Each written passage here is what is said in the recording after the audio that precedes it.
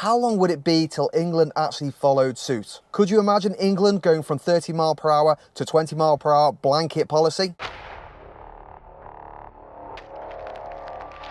Is Wales going to the dark side? Or is it going to the side of light? From today, the 17th of September, the entirety of Wales is changing on all restricted roads from a 30 mile per hour zone down to a 20 mile per hour zone. It is a blanket rule. Is this a bit extreme, you might be asking? Damn right it is. Does 90% of Wales hate the idea? Yes, they do. So then why are the Welsh Government actually doing this? Well, the main reason is safety. Statistics show that if you are hit by any vehicle at 30 miles per hour instead of 20 miles per hour, you are 5 times more likely to die.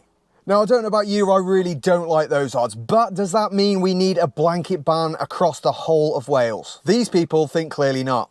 Drakeford doesn't care that the Welsh people are against this, yet he's going ahead with it. But we've also got to be a bit careful about what we listen to out of these people's mouth, because they are from the opposite party, which may very well just be a good agenda to cause some trouble. And you might be wondering, well, what actually is a restricted road? You know those areas around housing estates, anywhere like that doesn't have a 30 mile per hour sign, but it's got lots of street lights and you're just expected to know it's a 30?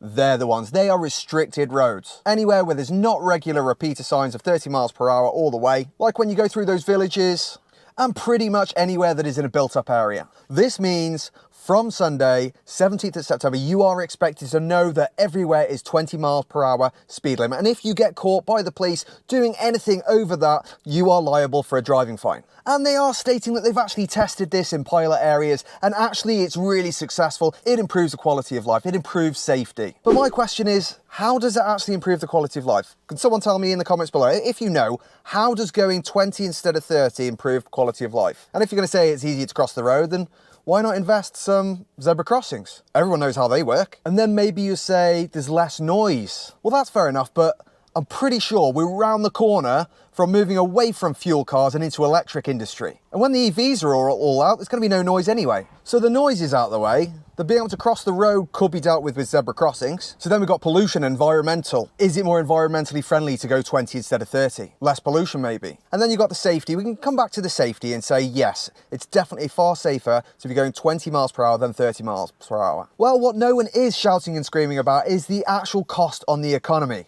Said in your introduction, by their own numbers, shows it'll cost the Welsh economy £4.5 billion.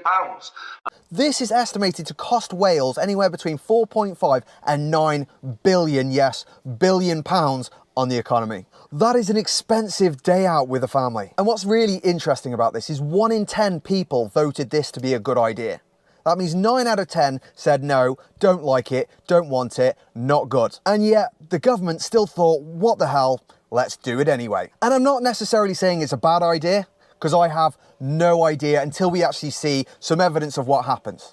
We're already seeing bus services being withdrawn from many parts of Wales. Only today, Cardiff Bus announced that they were withdrawing services for the St Fagans area. So a better way of life, but some of the bus services are actually having to cancel, and they're actually being removed from certain areas. And then you're thinking, well, why is that? How does that affect anything? Well, if there's no buses, then people aren't going to be able to get to work. And if they can't get to work, then they're going to be unemployed, or they're going to have to find a job closer. And then if we do some really quick maths and say 30 miles per hour is 100%. So we're moving down to 20 miles per hour, so we're minusing 33% off our speed everywhere. This means if you travelled at roads for 20 miles per hour all the way, which would be quite possible for a bus going through all the villages, it's going to take you an extra 13 minutes per hour. And when you're a bus, a taxi driver, anything like that, where all you do is actually drive from point A to point B for 8 hours per day, this is going to add a lot of time on, and someone's going to end up not getting on the bus when they need to. Basically, the bus routes are no longer viable, so they're either going to have to remove bus stops, get more buses, make shorter trips, or employ more bus drivers. And I guess with this short period of time, the easy thing to do is take away bus stops. And then think about all the small businesses. You've got your chimney sweeps, you've got your driving instructors, your plumbers, people that go and service places regularly once a year. Me, for instance, I'm a driving instructor. If someone's any more than half an hour away, it's just a plain no, I can't do your lessons, it's too far. If suddenly the speed limit changed from 30 to 20 miles per hour here, that's going to hugely change my radius. It's also inevitably going to increase the length of my day, because it doesn't matter who I go to or where I go to, we still need to get from point A to B. And if we're doing 20 everywhere instead of 30, that's going to add time on. In fact, for every hour lesson that I do, that's going to add approximately 13 minutes on. Speeding traffic amongst the biggest complaints I get as a member of the Senedd for the Llanelli constituency, because speed kills. And I absolutely agree, in highly dense traffic areas, this is actually going to help massively. If everyone stuck to a speed rather than accelerating, braking, everyone's going to get somewhere much faster. And probably with a lot less crashes as well. But does that mean we should have a blanket speed change across an entire country? I'm not too sure. This potentially could be more dangerous on the roads because obviously people will be paying more attention to their speedos rather than looking around, instead of looking at what they're meant to be doing on the road. They'll be looking at the speed dial on the car. This cracks me up. People are going to start staring at their speedometer. Come on, anyone that's actually been driving more than a year doesn't stare at their speedometer. If they're speeding, it's because they're choosing to speed, not because they're not staring at the speedometer. And on top of that, you're worried about people staring at the speedometer going at 20 miles per hour. Crikey, it would take you ages to get anywhere at 20 miles per hour. It's more likely to be a scene from Austin Powers. Watch out! And any driver that's been on the roads knows the difference between 20 and 30 miles per hour, because 20 miles per hour feels really, really slow, which is absolutely fine and necessary in certain areas, certain roads. So the big question is, why have they gone to this extreme measure of a blanket policy? And to turn it into a 20 mile an hour like this one is a slow and complicated and expensive process.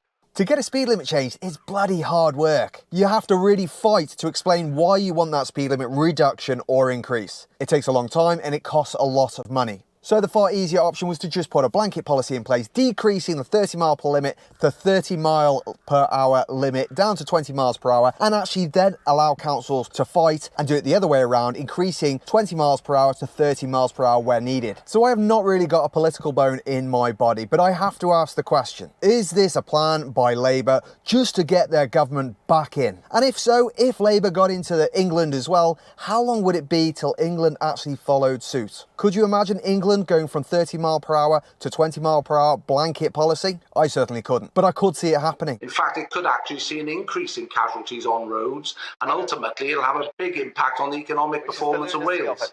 Could actually cause more casualties. Interesting idea. I don't know how. I think maybe we're stretching. Are we stretching a little bit here?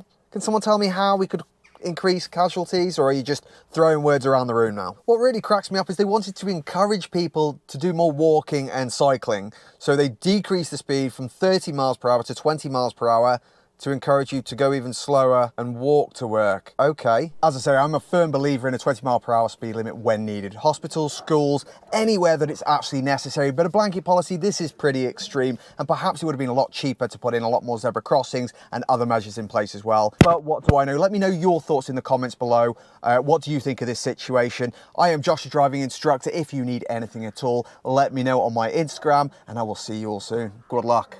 Don't speed.